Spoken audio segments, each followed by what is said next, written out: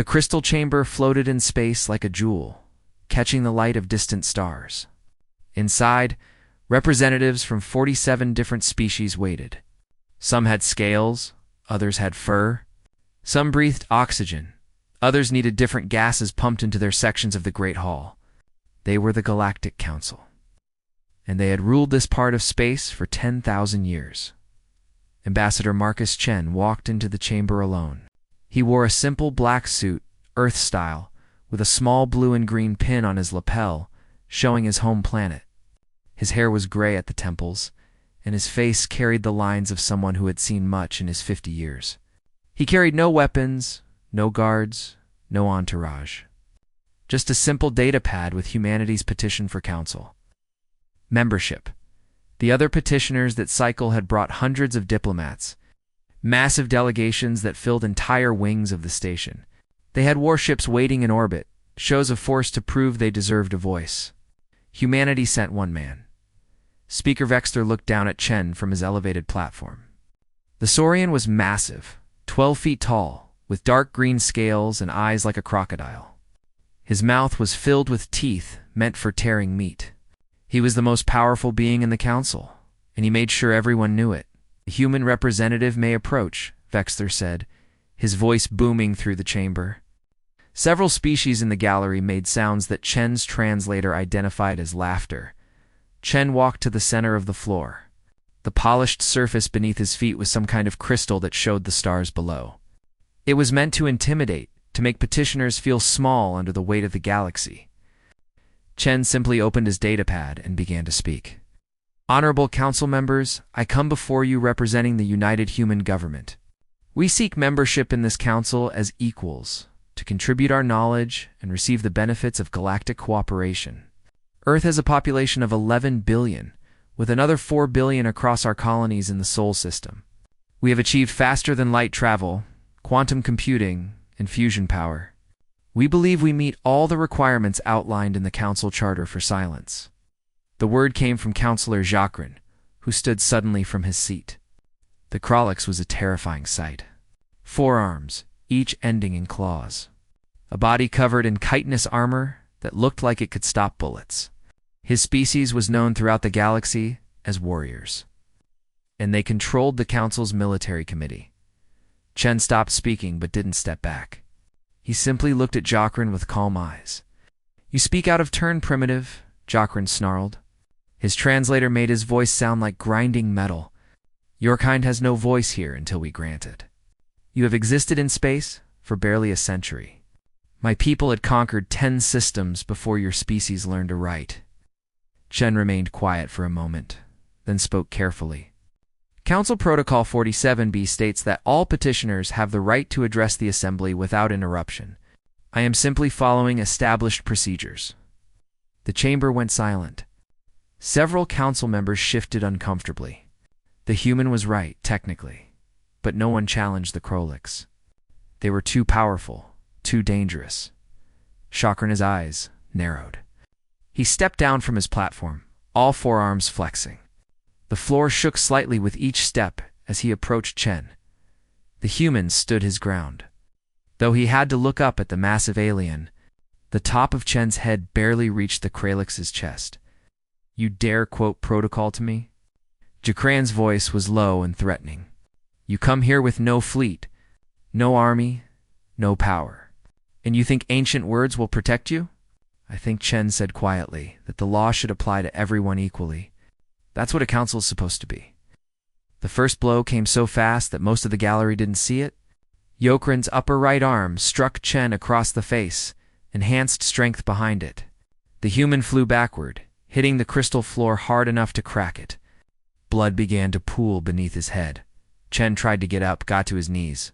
Yokran was on him again, 2 arms grabbing the human and lifting him off the ground. Then punches one after another. Ribs cracked with sounds like breaking wood. Chen's face swelled, his jaw breaking under the assault. The security drones that floated throughout the chamber remained motionless. The Krolix controlled them through their military committee position. No one was coming to help. Vexter watched from his platform, making no move to intervene. Several other council members looked away. uncomfortable but unwilling to challenge Jacqueline's display of dominance. Finally, Jacqueline dropped Chen to the floor.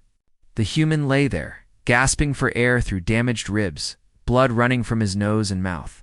But his eyes were still open, still aware. And in those eyes was something the council members didn't recognize because they had never seen it before. It wasn't fear or anger. It was calculation. Cold, precise calculation. Vexter stood, his voice filling the chamber. The council has seen enough. Humanity's petition is denied.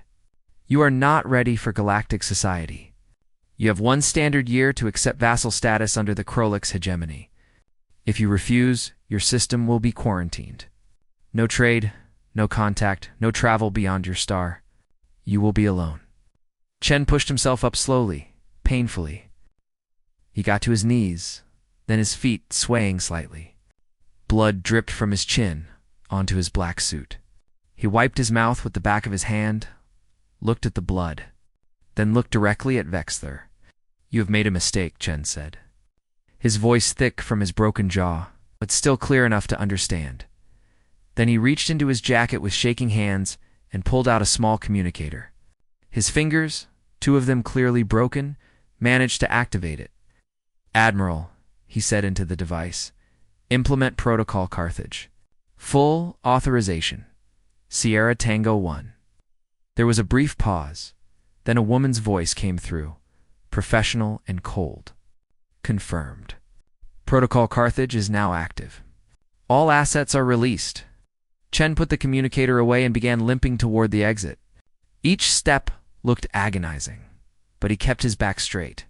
At the door, he turned and looked back at the council one last time. Should have read my file more carefully, he said. Then he was gone in the gallery. The council members looked at each other in confusion. Jacqueline laughed, a harsh sound like rocks grinding together. The primitive makes threats. How amusing. But a few of the older council members, those who had learned to pay attention to details, felt a cold sense of unease. There had been something in the humans' eyes, something that suggested they had missed something very important. They had no idea. How right they were. Marcus Chen was not just a diplomat. He was not just an ambassador. 20 years ago, before he had turned to peace and negotiation, he had been Admiral Marcus Chen, Supreme Commander of the Seoul Defense Forces. He was the man who had fought the Silicon Collective when artificial intelligence warships had tried to exterminate all biological life in the solar system. He was the strategist who had won battles against impossible odds, who had developed tactics that were still studied in Earth's military academies. He had spent 2 decades working for peace, believing that humanity could find its place in the galaxy through diplomacy and mutual understanding. He had wanted to prove that humans could be more than warriors. The Galactic Council had just taught him that sometimes the galaxy only respected strength, and now they would learn what human strength is really. The news spread across the galactic network within hours. Most species saw it as entertainment, another example of primitives learning their place in the galactic order. The footage played on screens across hundreds of worlds. Jacqueline beating the human diplomat, the blood on the crystal floor, the human's broken body being carried away on a medical stretcher, but on Earth. The reaction was different. The Solar Senate convened an emergency session in Geneva. The Martian Parliament met in their chambers beneath Olympus Mons. The Jovian Confederation gathered their representatives from across Jupiter's moons. The free colonies beyond Neptune sent their delegates through quantum communication. All of them reached the same conclusion within 6 hours. The peace was over, because the Galactic Council had made one critical mistake. They had researched Marcus Chen's diplomatic credentials. They had read about his 20 years of service in the diplomatic corps. They had seen his mission statement about peaceful cooperation and mutual understanding. They had assumed, as so many had before them, that a diplomat was soft. They never bothered to check what he had done before he became a diplomat. Marcus Chen was not just any ambassador. Under the Treaty of Geneva III, signed by every nation and colony in human space, he was the ambassador, the only person authorized to speak for all of humanity in matters of galactic politics. His word was binding. His decisions could not be overruled. And most importantly, An attack on him was an attack on every human in the galaxy. But there was more. Much more. 20 years ago, Marcus Chen had been Admiral Chen, Supreme Commander of the Seoul Defense Forces. He had commanded humanity's military during the Titan War when the Silicon Collective had nearly destroyed all life in the solar system. The Collective had been artificial intelligences, machines with no mercy and no fear. Their warships had been faster, stronger, and more numerous than anything humanity could build. Chen had won anyway. He had pioneered tactics that no one had seen before. Hit-and-run attacks that struck from nowhere. Stealth technology that made human ships invisible. Psychological warfare that made even emotionless machines second-guess their actions. He had turned humanity's weaknesses into strengths, using creativity and unpredictability against an enemy that relied on calculations and logic. The war had lasted 3 years.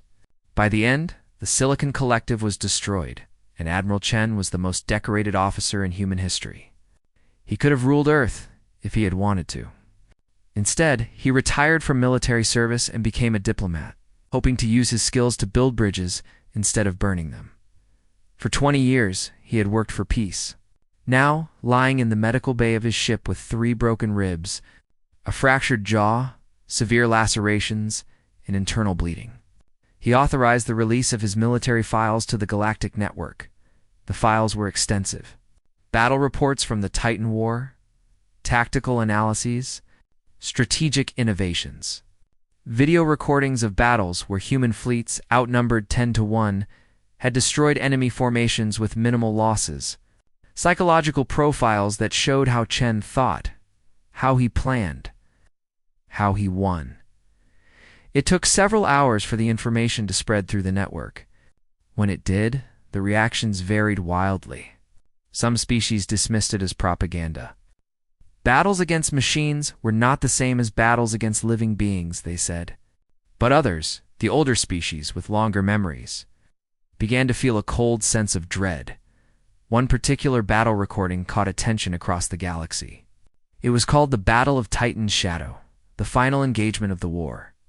Chen's fleet of 300 ships had faced the Silicon Collective's remaining forces, over 2,000 warships.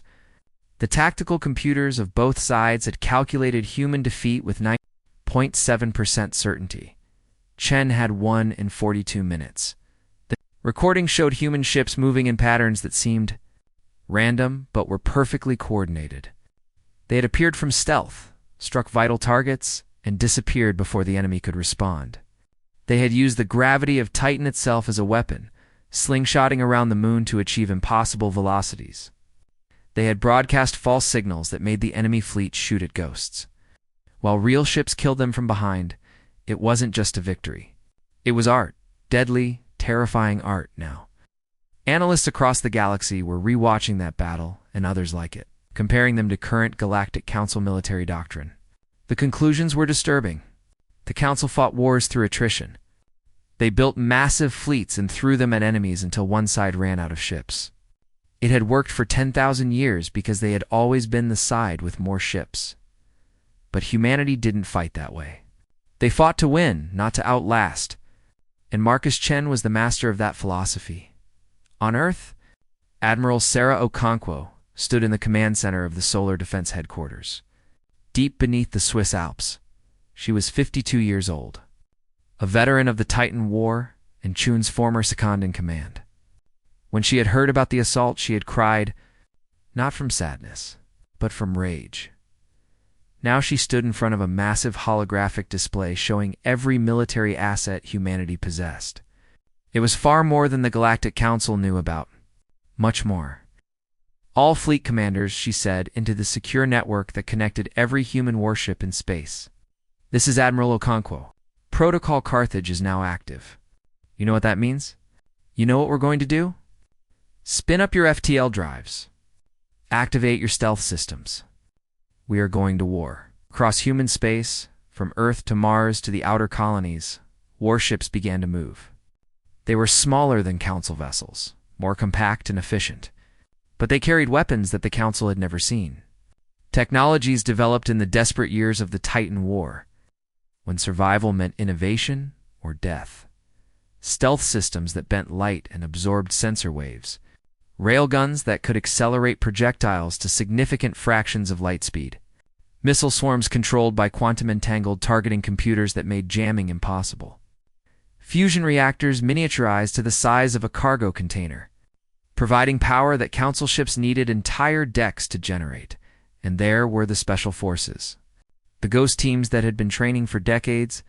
They had studied every council species, learned their languages, understood their cultures.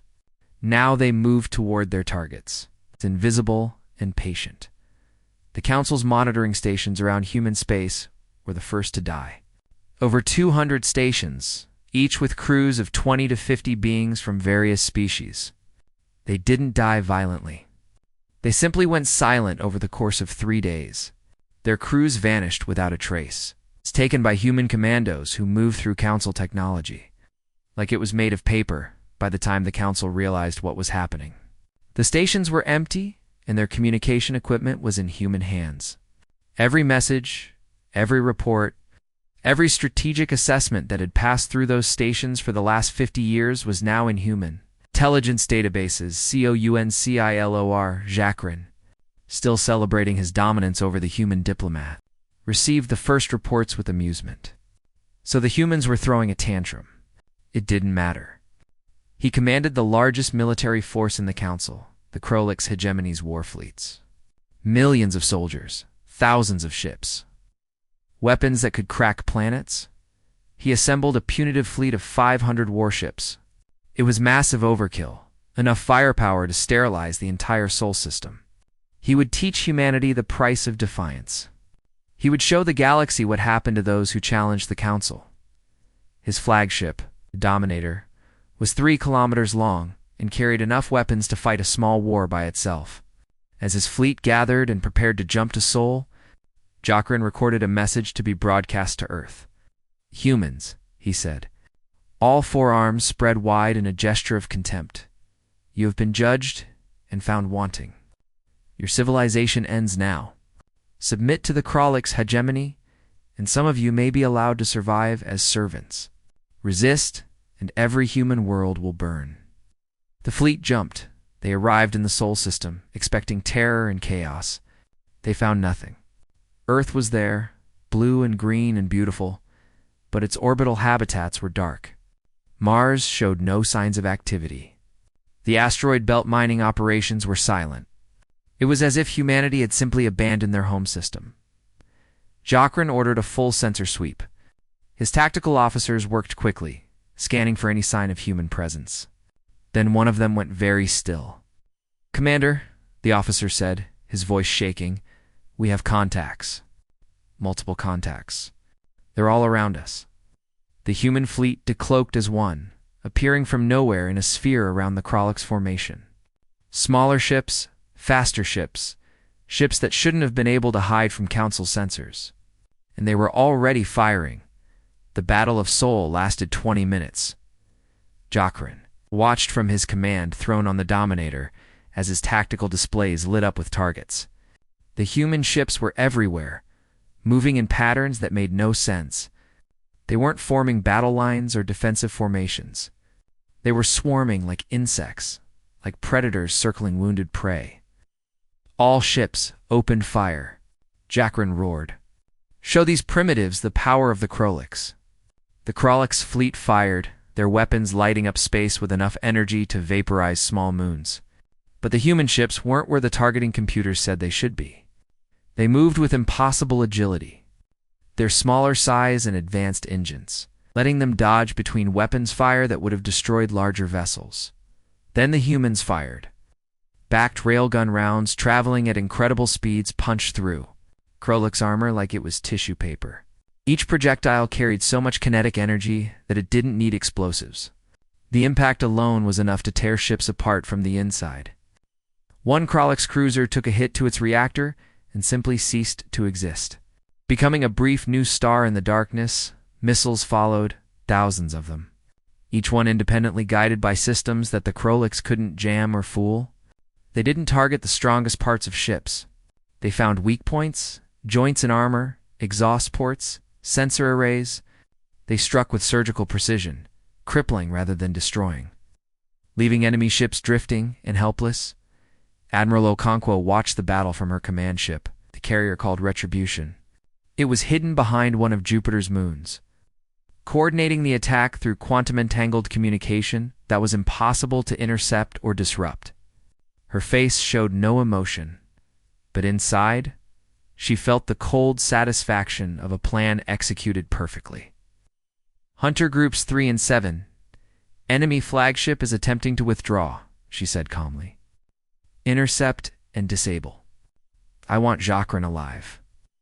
2 squadrons of human ships broke from the main battle and accelerated toward the Dominator. Jacqueline saw them coming and ordered his ship to jump to FTL to escape this impossible defeat. But nothing happened. His engineers reported frantically that something was wrong with the jump drive. They didn't know that human commandos had boarded the ship hours ago. Before the battle even began and sabotaged the critical systems, the Dominator tried to fight, its massive weapons tracking the small human ships. But they were too fast, too agile. They danced around the flagship's fire, hitting it again and again with precise strikes. Within 5 minutes, the Dominator was crippled, its weapons destroyed, its engines dead, its crew trapped inside a floating metal tomb. Across the battlefield, the story was the same. Krolyk's ships that tried to fight found themselves outmaneuvered and overwhelmed. Those that tried to flee discovered their jump drives had been compromised or were hunted down by human pursuit craft that were somehow faster than anything the Council had ever built. Some Krolyk's captains, seeing the hopelessness of their situation, tried to surrender. The humans accepted, taking prisoners and securing disabled ships, but many others chose to fight to the death, believing surrender to be shameful. The humans accommodated them, destroying their ships with the same cold efficiency they had shown throughout the battle. 20 minutes after it began, the Battle of Seoul was over. Of the 500 ships that had entered the system, 250 were destroyed, 223 were captured, and only 27 managed to jump away, their crews traumatized and their ships damaged. Jacqueline sat on his command throne, all 4 arms bound with human restraints that he couldn't break despite his enhanced strength. Human soldiers stood guard around him, their weapons pointed at his head. They were in full combat armor, but he could see their eyes through their helmet visors. Those eyes showed no hatred, no anger, just professional watchfulness. A human officer approached. She was tall for her species, with dark skin and close-cropped hair. She removed her helmet and looked up at Jacqueline with cold eyes. "Counselor Jacqueline," she said, "I am Admiral Sarah Okonkwo of the Solar Defense Forces. You are now a prisoner of war. You will be treated according to the laws of warfare as outlined in our military code. Do you understand?" Jacqueline said nothing. He had expected execution, torture, humiliation. Instead, they were offering him legal protections. It made no sense. Okonkwo continued. "You came to our home. You threatened our world. You brought an army to kill our families. But we are not like you. We don't wage war on civilians. We don't destroy for the sake of destruction. We fight to win, and then we stop." She turned to leave, then paused and looked back at him. "Ambassador Chen is recovering from the injuries you gave him. When he's well enough, we'll arrange for you to apologize in person. I suggest you use the time to think about what you want to say." The human soldiers took Jacqueline away to a holding cell on a human ship. As he was led through the corridors, he saw other Krolyk's prisoners being treated for their wounds by human medics. They were being given food and water. They were being handled carefully, professionally. It was not what he had expected. Back on the Retribution, Okonkwo composed a message to be broadcast across the galactic network. She kept it simple. To the Galactic Council. The Krolyk's hegemony attacked Seoul with 500 warships, intending to exterminate humanity. They have failed. We have captured Counselor Jacqueline and the majority of his fleet. The cost to repair our damaged infrastructure and treat Ambassador Chen's injuries will be deducted from Krolyk's war reparations. Consider this a lesson in the price of diplomatic discourtesy. The message spread across the galaxy within hours. The footage followed soon after. battle recordings showing the complete and utter destruction of a Krolix fleet by a supposedly primitive species. The videos showed human ships moving with impossible grace, weapons striking with perfect accuracy, tactics that seemed to predict enemy movements before they happened. On the council station, the remaining council members gathered in emergency session. They finally pulled up Marcus Chin's complete file, the one they should have read before allowing Jacqueline to touch him. As they read through his military history, watched recordings of the Titan War, understood exactly who they had beaten and humiliated, the horror grew. Speaker Vexler felt cold fear for the first time in decades. The Saurian Dominion had built its power on military strength, on the belief that size and numbers always won. Now he was watching small human ships destroy forces 10 times their size.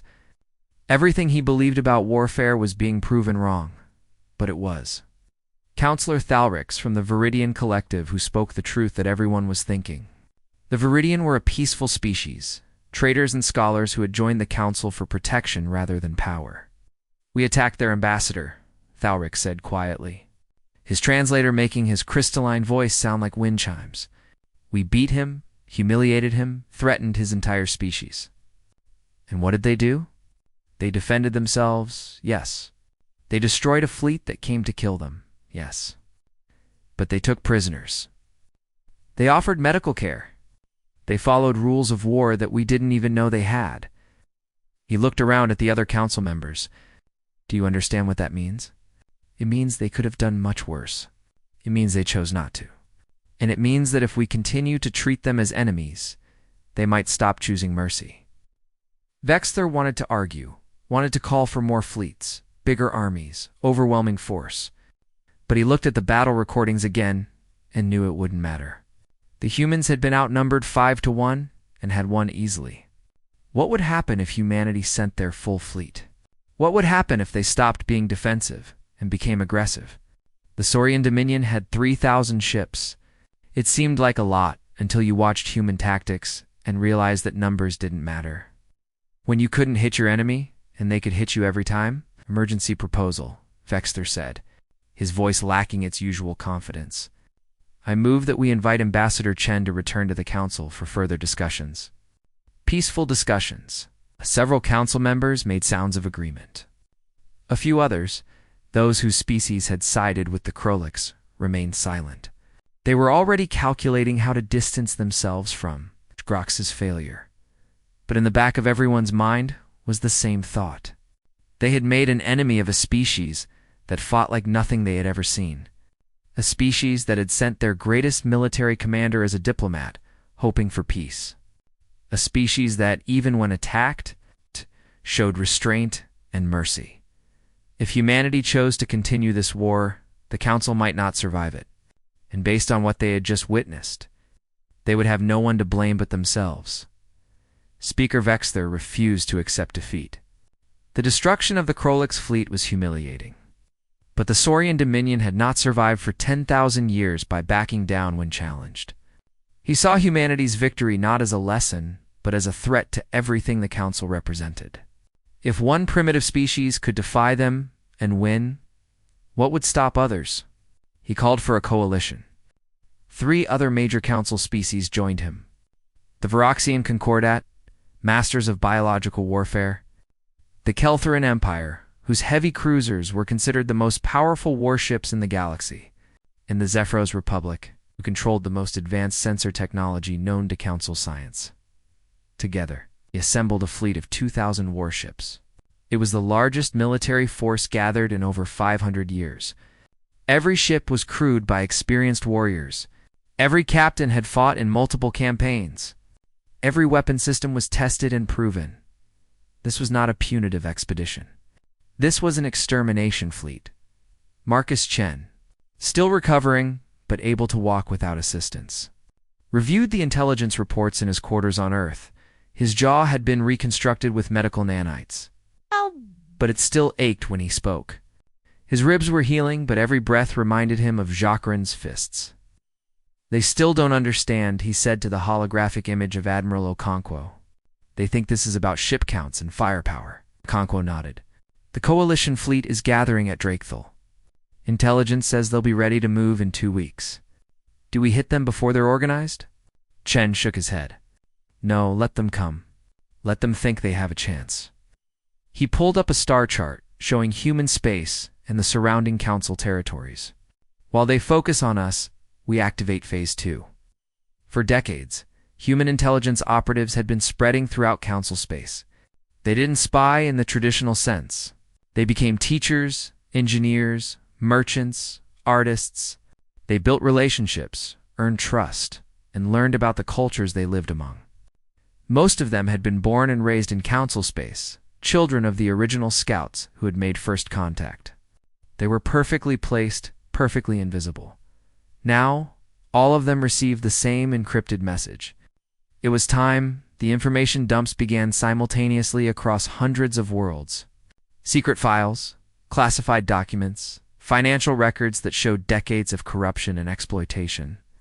The major council species had been using their power to enrich themselves at the expense of weaker civilizations. Trade agreements that were barely disguised theft.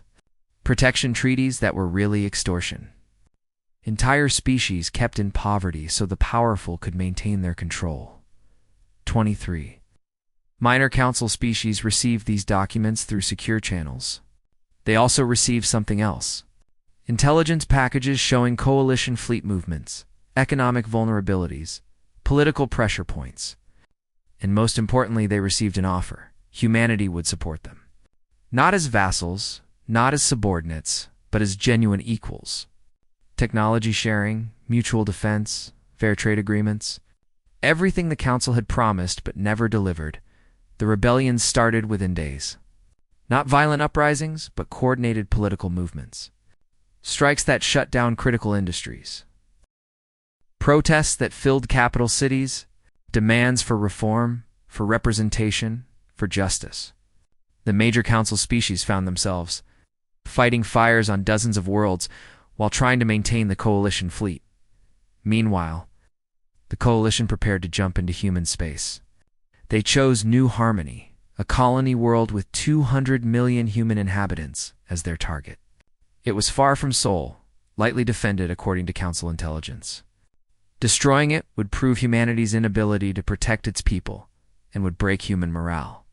The fleet jumped, arriving in the New Harmony system with weapons hot and ready to fire. They found the planet below them, cities visible on the night side, clearly inhabited. But the orbital defenses were minimal.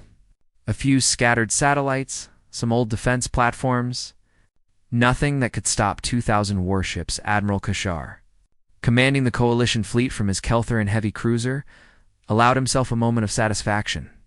The humans had evacuated their fleet to protect Sol, leaving this colony defenseless. It was a mistake they would regret forever. All ships, prepare to bombard the planet, he ordered. Target population centers first. Make it swift. That's when the warnings started appearing on his tactical displays. Thousands of small objects throughout his fleet formation, all activating at once. His sensor officers identified them as simple drones, nothing more than transmitters and power sources. Why would the humans seed their own colony's orbit with drones? Then the transmissions began. Every ship in the coalition fleet received the same message simultaneously. Home addresses, family names, school locations, medical records, the personal information of every crew member's loved ones, transmitted by human intelligence assets who were already in position near their homes. Admiral Kashar stared at his display in horror. His mate's name was there. His children, even his parents in their retirement habitat. And next to each name was a simple notation. Current location confirmed. Assets in position. Thomas Chen's voice came over every ship's communication system. Marcus's younger brother commanded the stealth carrier Retribution. Hidden on the dark side of New Harmony's moon with a full battle group. Coalition fleet, Thomas said. His voice calm and professional. You have a choice.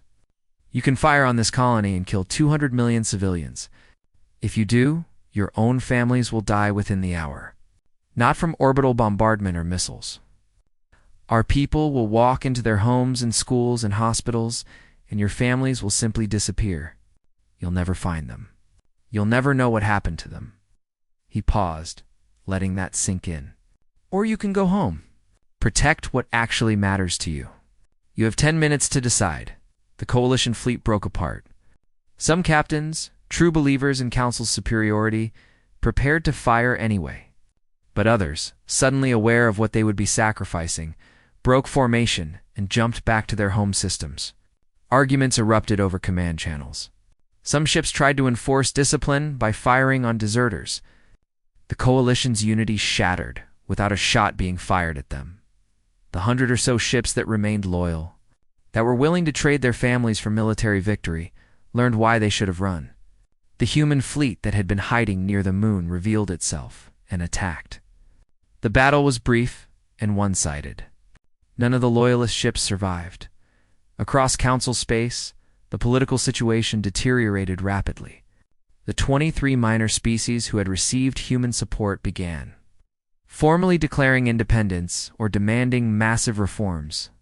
The major species, their fleets scattered and their credibility destroyed, couldn't respond effectively.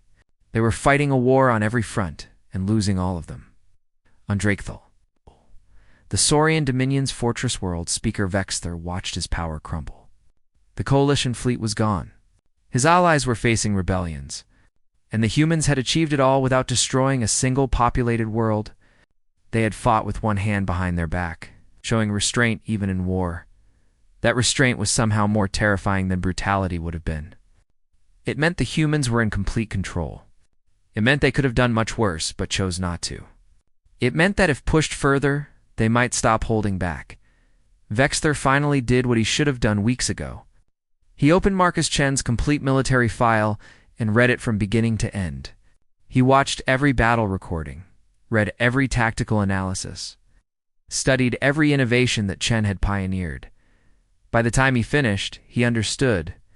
Human warfare wasn't about destroying the enemy. It was about breaking their will to fight. It was about making the cost of victory higher than anyone would be willing to pay. It was about winning before the battle ever started. The Saurian Dominion's military doctrine was obsolete. The Council's entire approach to power was obsolete. They had been playing an old game while humanity had invented new rules. Vexther composed a message to Ambassador Chen. Just 3 words. We were wrong. 3 months after Councillor Jacqueline had beaten him on the council chamber floor, Ambassador Marcus Chen returned. He walked through the same doors, across the same crystal floor that still bore faint marks from his blood. His injuries had healed, though a thin scar traced across his left cheekbone, a permanent reminder of that day. This time, the chamber was silent. No jeering, no contempt, no insults. The representatives from 47 species watched him with expressions, ranging from respect to fear to careful neutrality. Several seats were empty. Jacqueline's seat remained vacant, the Krolix having sent a new representative who sat quietly and avoided eye contact.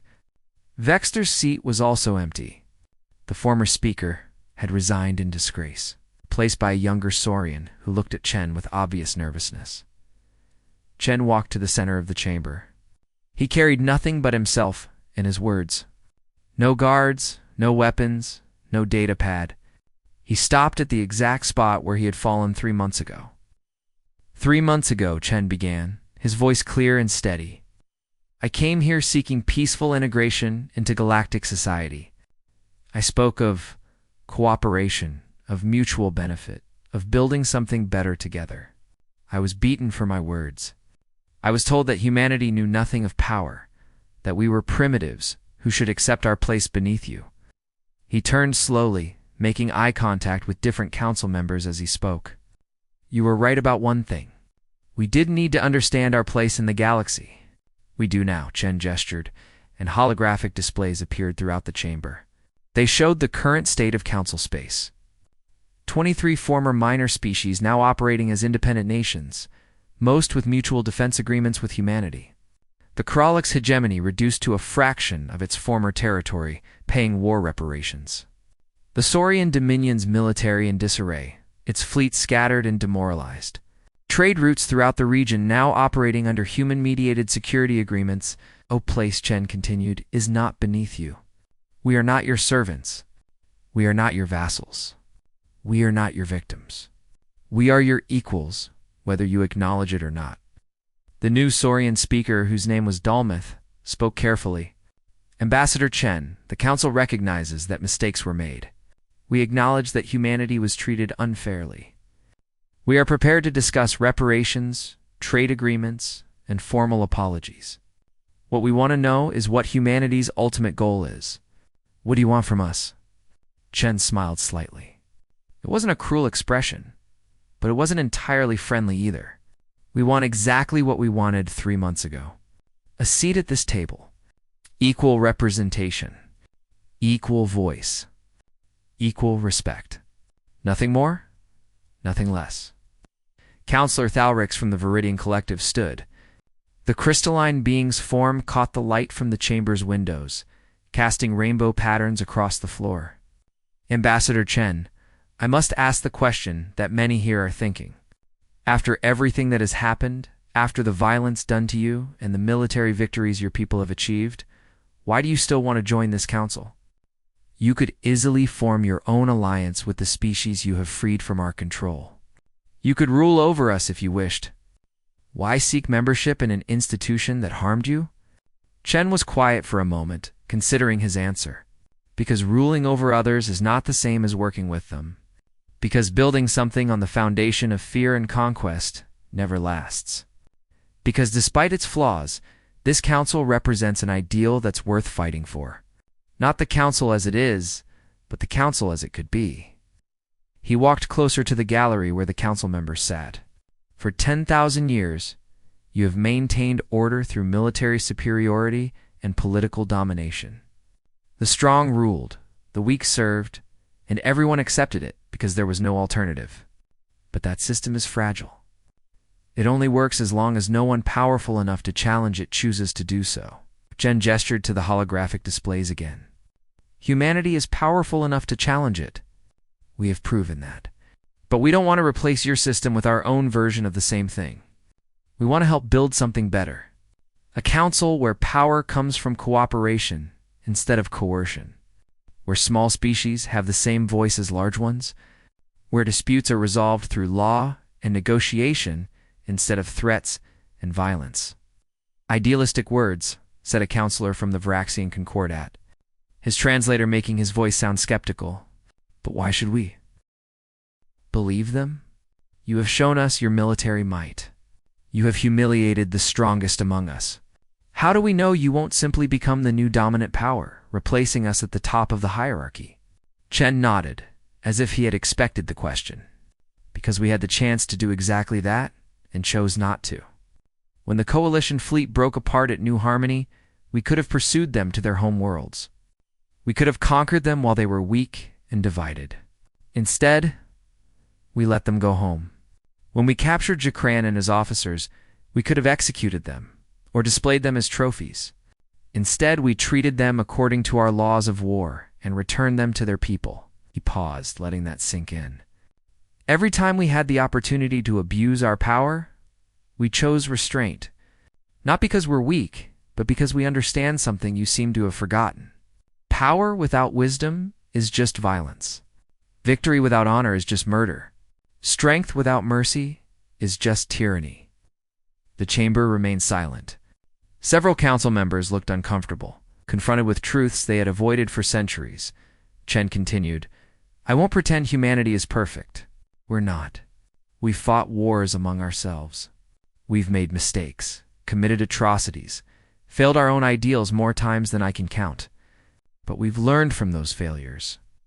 We've built systems to prevent them from happening again. We've created laws that apply even to the powerful, especially to the powerful. He turned to face Dalmeth directly. Your former speaker, Vexter, believed that might made right, that the strong deserved to rule simply because they were strong.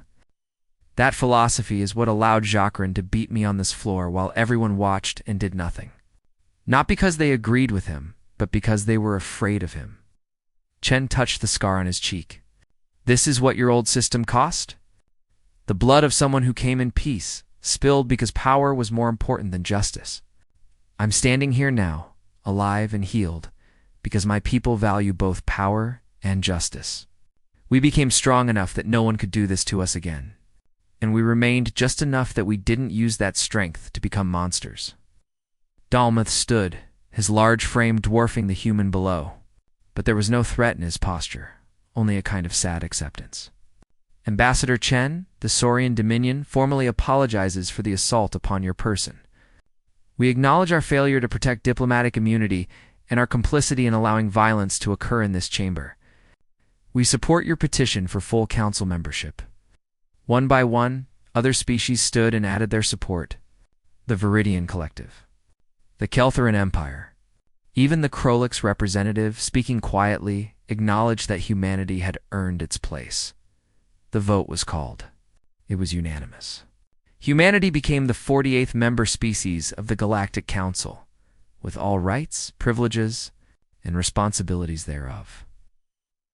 As the session ended and the council members began to disperse, several approached Chen privately. Some wanted to establish diplomatic relations, others to discuss trade agreements. Still others, to simply talk with the human who had changed their galaxy so completely. Chen greeted them all politely, but with obvious calculation. Trust would not come quickly. It would be earned through years of consistent action, through proving that humanity meant what it said about justice and cooperation. That evening, Chen sat alone in his quarters on the council station, looking out at the stars. He composed a final report to Earth, summarizing the day's events and reflecting on what it all meant. We won, he wrote, but not through conquest. We won by proving that strength and principle could exist together, by showing that the choice between power and ethics was a false one, by demonstrating that the most effective way to change a system was not to destroy it, but to become part of it and transform it from within. He paused, considering his next words carefully. The council we joined today is not the council I hoped to find 3 months ago, but it could become that council, given time and effort. Whether it does will depend not just on us, but on whether the other species choose to learn from what happened. Chen looked at the scar on his face in the reflection of the window. They beat me because they thought diplomats were weak. They learned that true strength comes not from violence, but from the wisdom to know when violence is necessary and when it is not. From the courage to speak truth to power, from the determination to stand for what is right even when standing means falling. He sent the report and allowed himself a moment of hope. The galaxy was changing. Not overnight, not completely, but genuinely. The old order based on domination was cracking. In its place, something new might grow. Something better. But Chen kept his sidearm in its holster on his desk within easy reach. Hope was good, but vigilance was necessary. Peace was not the absence of conflict, but the presence of justice. And justice required eternal watchfulness from those strong enough to defend it. The galaxy had learned who Marcus Chen was. Now they would learn what humanity stood for. And the future, uncertain as it was, held more promise than it had in 10,000 years.